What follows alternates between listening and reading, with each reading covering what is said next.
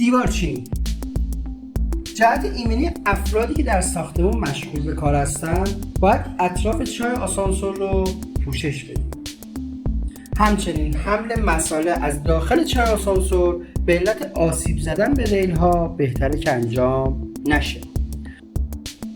بعد از اجرای آهنکشی و نصب ریل ها حتما باید ریل ها به وسیله نایلون پوشش داده بشن تا از کثیف شدن توسط مساله ساختمانی و آسیب دیدگی اونها جلوگیری بشه. توصیه میشه سازه های فلزی چای آسانسور در برابر خوردگی حفاظت شن. بدین منظور میتوان از سازه محافظت شده مانند آهن گالوانیزه استفاده کرد. در سازه های پیچ و مهره‌ای اجرای سازه قبل از نصب با پوشش ضد زنگ حفاظت میشه. در سازه‌هایی که اتصالات آنها به وسیله جوش انجام میشه پس از اتمام عملیات جوشکاری از پوشش‌های ضد زنگ استفاده میشه. بعد از آهنکشی و نصب ریل ها باید بجز دیوار محل نصب درهای طبقات آسانسور بقیه سمت‌ها با دیوار پوشیده بشن. دیوار اطراف چای آسانسور میتونه از نوع دیوار برشی، دیوارچینی، ورق‌های فلزی یا شیشه باشه. در صورت استفاده از هر کدوم از این موارد یاد شده باید دیواره چاه مقاومت مکانیکی کافی در برابر نیروهای وارده رو داشته باشه.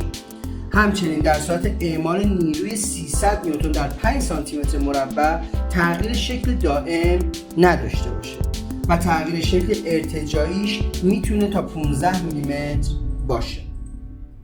پوشش دیواره چاه نباید ریزشی باشه و گرد و خاکزار نباشه و همچنین در برابر شعله‌های آتش هم 1 ساعت مقاوم باشه.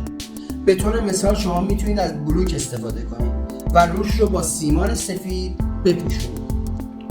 این کار رو باید از کف چاه تا زیر سقف آسانسور انجام بدیم و بعد از اینکه این کار تموم شد هیچ سوراخ یا حفره‌ای داخل چاه نباید بمونه و کاملا باید دیواره چاه صاف و صیقلی باشه و همچنین دیوارچینی بهتره که با کلاف آسانسور هم فاصله داشته باشه و اگر آهنکشیمون با دیوار فاصله داره و پشتش رو نمیتونیم پوشش بدیم بهتره که این فضاها رو کاملا پر کنیم. بعد از انجام سیمانکاری حتما باید روی کلاف‌ها، روی پیچ و مهره‌ها و روی براکت‌ها رو کاملا تمیز کنیم و در صورتی که دارای تورفتگی و بیرون زدگی باشه باید با زاویه 60 درجه نسبت به افق بپوشونیمش. در ضمن حتما باید تعمیرات عبور برق سه‌فاز و خط تلفن به موتورخونه رو از خارج چاه در نظر بگیریم.